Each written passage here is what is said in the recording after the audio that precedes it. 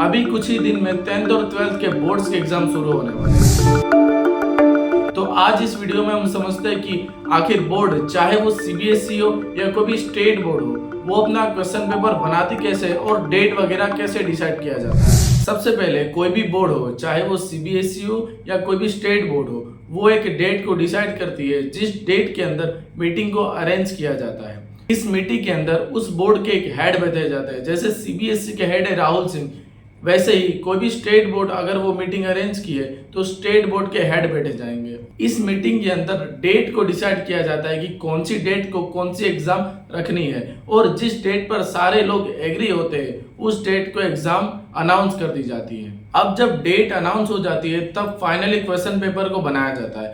Question paper बनाना इतना आसान नहीं होता, क्योंकि ये 15 से 20 लाख बच्चों का फ्यूचर का सवाल होता है। इसलिए इसके अंदर एक एक्सपर्ट पैनल को हायर किया जाता है।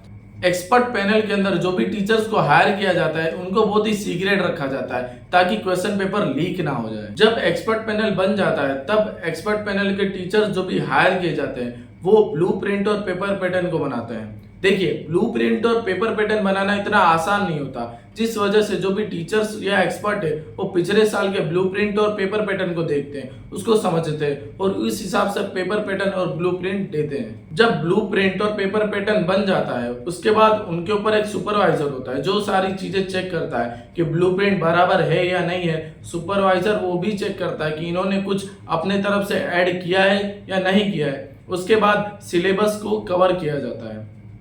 अब जब पेपर पैटर्न और ब्लूप्रिंट बन जाता है तब सिलेबस को कवर किया जाता है। सिलेबस को कवर करने के अंदर एक्सपर्ट और टीचर ये देखते हैं कि सारे चैप्टर्स के वेटेज बराबर है या नहीं है, या फिर जितना वेटेज उन्होंने डिसाइड किया था उस वेटेज के हिसाब से चैप्टर के क्वेश्चंस आए हैं या नहीं आए, उसको देखा जाता है। देखिए, सिर्फ ब्लूप्रिंट बनाने से या सिलेबस को कवर करने से क्वेश्चन पेपर नहीं बन जाता है। इसके बाद एक चीज की जाती है जिसको बोलते हैं डिफिकल्टी लेवल चेकिंग।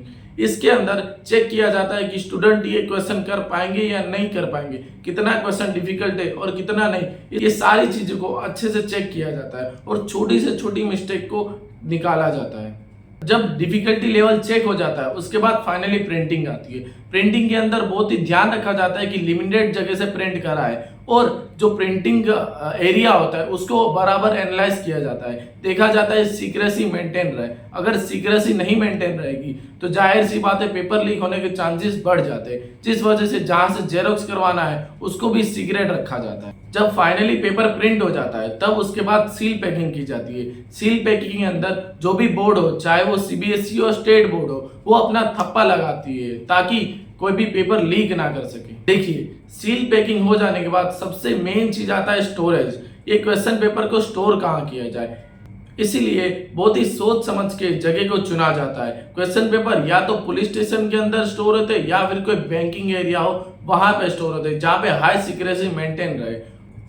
मान लीजिए अगर आपका एग्जाम है 10 बजे तो क्वेश्चन पेपर को 5 से 6 बजे वो स्टोरेज वाले एरिया से निकाला जाएगा और भेजा जाएगा ताकि कोई पेपर लीक ना कर सके। इस वजह से जो भी बोर्ड के 12th और 12th के पेपर होते हैं वो लीक बहुत ज्यादा कम होते हैं। तो इस तरीके से होता है 10th और 12th का बोर्ड का पेपर अरेंज। अच्छा लगे तो लाइक कीजिए।